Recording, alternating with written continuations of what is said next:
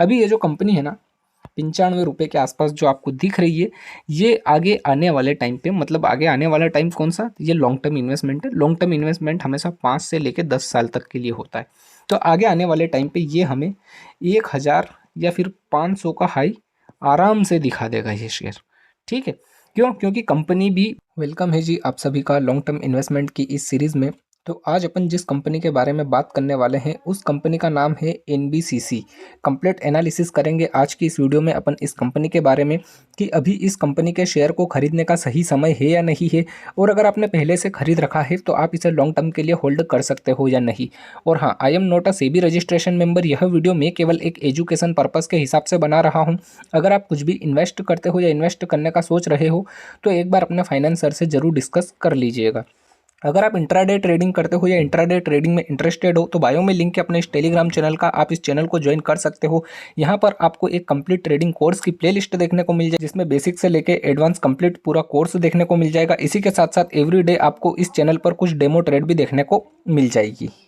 अब बात कर लेते हैं अपन इस कंपनी के बारे में। तो सबसे पहले ये जान लेते हैं कि इस कंपनी का बिजनेस क्या है। गवर्नमेंट किसी भी प्रोजेक्ट को अगर लॉन्च करती है तो ये कंपनी उस पूरे प्रोजेक्ट का मैनेजमेंट संभालती है, आप देख सकते हो।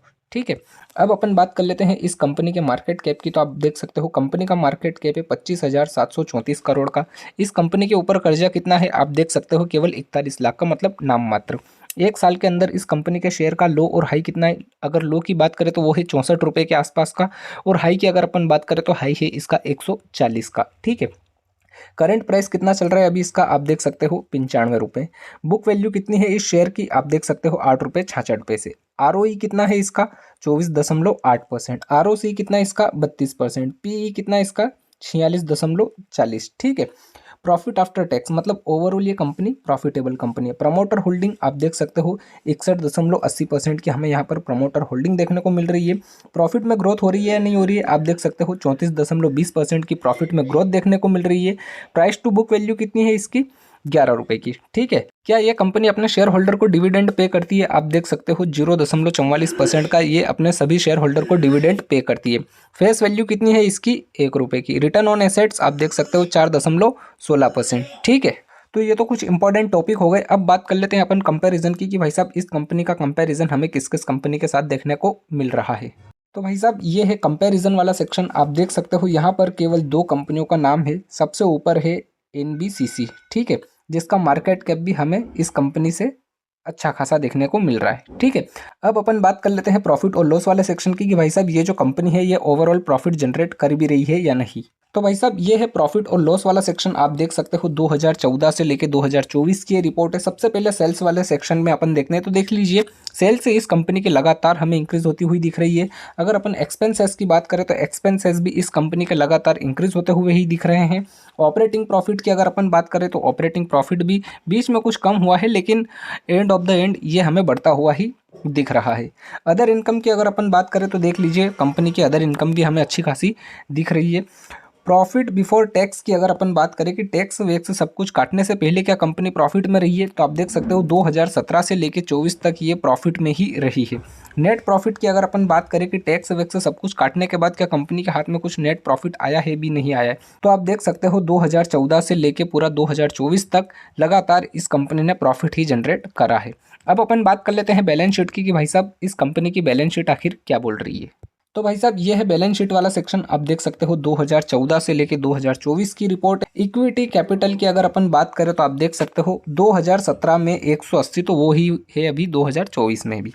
ठीक है, अगर अपन रिजर्वेस की बात करें तो आप देख सकते हो ये है रिजर्वेस वाला सेक्शन। रिजर्वेस इस कंपनी के कुछ इंप्रूव होते हुए हमें दिख रहे हैं।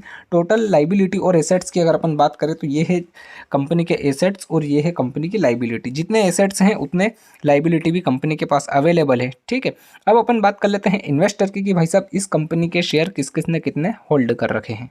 तो भाई साहब ये है शेयर होल्डिंग वाला सेक्शन, आप देख सकते हो 2017 से लेके 2024 की रिपोर्ट है। सबसे पहले प्रमोटर होल्डिंग को अपन समझ लेते हैं।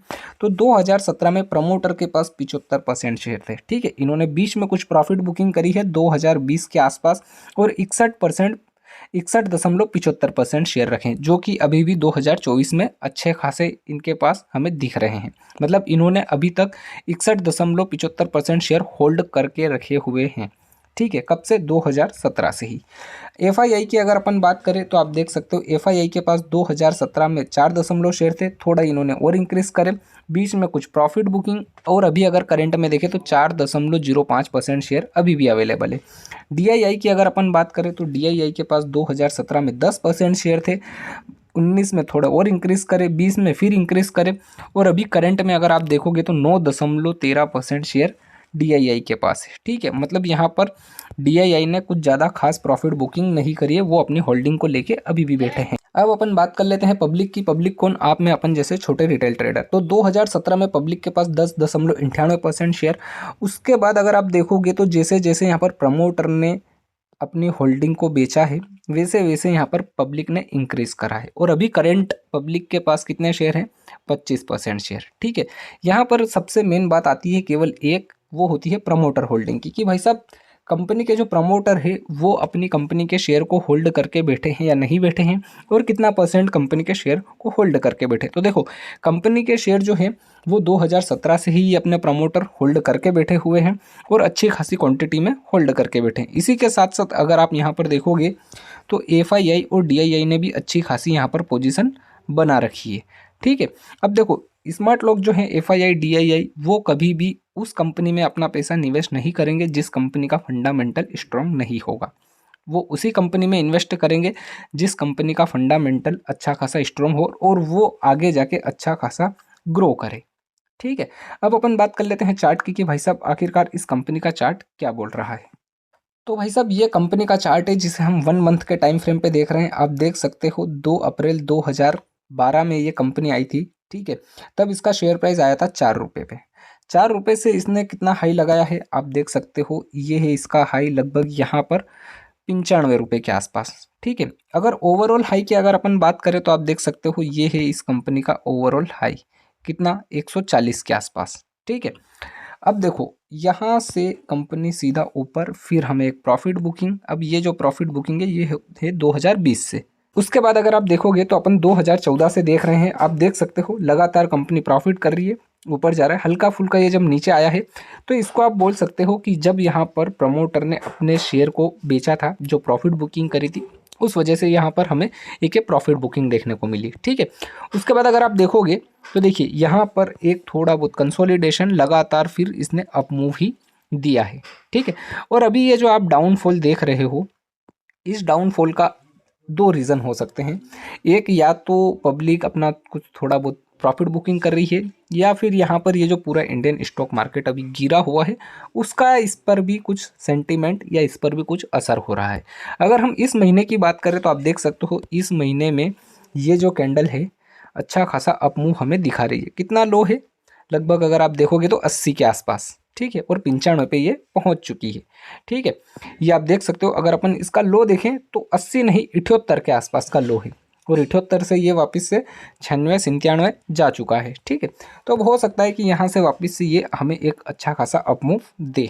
ठीक है, और अगर अपन लॉन्ग टर्म की बात करें कि आगे आने वाले टाइम पे इस कंपनी का शेयर कहाँ तक जा सकता है, तो देखो कंपनी जो है, कंपनी का मार्केट कैप भी हमें अच्छा खासा बड़ा देखने को मिल रहा है। अभी ये जो कंपनी है ना 95 रुपये के आसपास जो आपको दिख रही है, ये आगे आने वाले टाइम पे, मतलब आगे आने वाला टाइम कौन सा? ये लॉन्ग टर्म इन्वेस्टमेंट है। लॉन्ग टर्म इन्वेस्टमेंट हमेशा 5 से लेकर 10 साल तक के लिए होता है। तो आगे आने वाले टाइम पे ये हमें 1000 या फिर 500 का हाई आराम से दिखा देगा ये शेयर। ठीक है, क्यों? क्योंकि कंपनी भी बड़ी है, और जो काम ये कंपनी कर रही है इसके मतलब कॉम्पिटिटर भी हमें नहीं दिख रहे हैं। ठीक है, आई होप आपको सारा कुछ सीन इस कंपनी का समझ में आ चुका होगा।